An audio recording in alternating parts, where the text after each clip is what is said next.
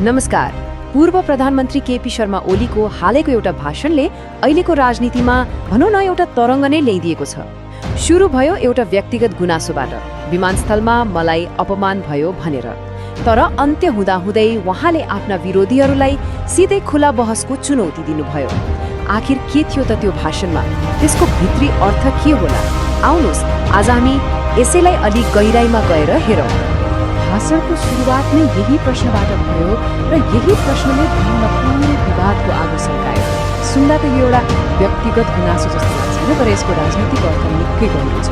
केपी ओलीले के भन्न खोज्नुभयो भने यो सामान्य सुरक्षा जाँच थिएन, यो त राज्यले नै मलाई जानी जानी अपमान गर्न खोजेको हो। उहाँको भाषणको पहिलो र सबैभन्दा तातो विषय नै यही थियो, विमानस्थलको घटना।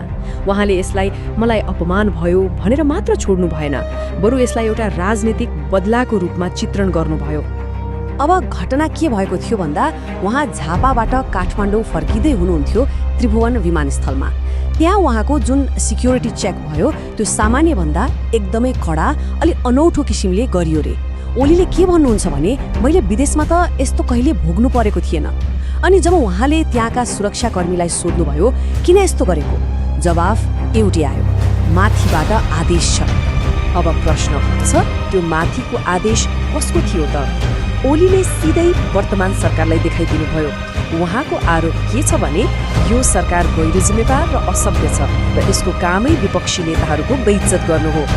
भनेपछि हेर्नुहोस् त, एउटा व्यक्तिगत घटनालाई उहाँले कसरी सरकारको चरित्रमाथिको एउटा ठूलो राजनीतिक टिप्पणीमा बदलिदिनु भयो।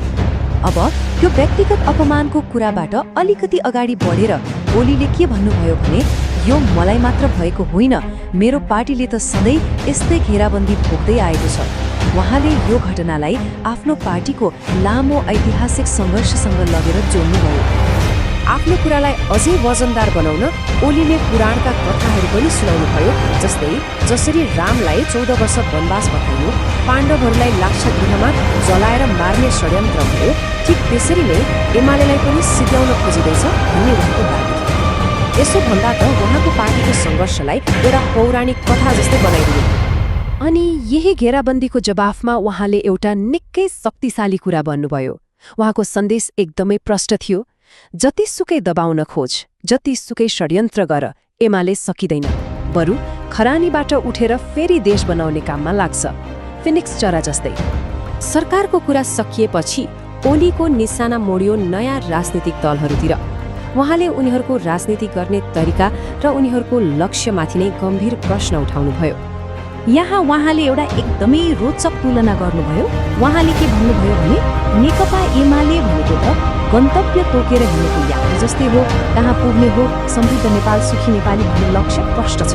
तर नयाँ दलहरूको दौडाइ चाहिँ कस्तो छ अरे भने ट्रेडमिलको दौड जस्तो, मतलब दौडेको देखिन्छ, पसिना पनि आउँछ, तर मान्छे जहाँको देखिँदैन, कतै पुग्दैन। अनि आफ्नो कुरामा अझै मसला थप्न उहाँले स्वर सम्राट नारायण गोपालको गीतलाई पनि सम्झिनुभयो।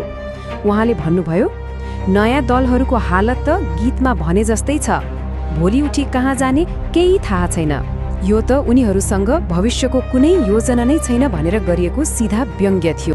नयाँ दलहरूको कुनै दिशा छैन भनेपछि ओलीले उनीहरूको राजनीतिक संस्कारमाथि पनि प्रश्न उठाउनुभयो र यो कुरालाई पुष्टि गर्न उहाँले एउटा फेसबुक स्ट्याटसको उदाहरण दिनुभयो, जसले एउटा खतरनाक र हिंसात्मक सोचलाई देखाउँछ भनेर तर्क गर्नुभयो।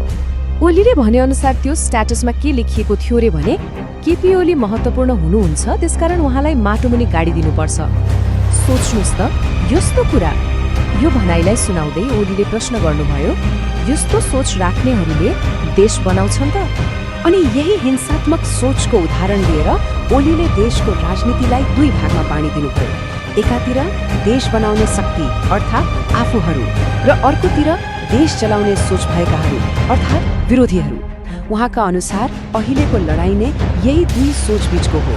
अब भाषणको अन्तिमतिर ओलीले आलोचना र आरोप प्रत्यारोपबाट एक कदम अघि बढेर एउटा सिधै च्यालेन्ज नै दिनुभयो।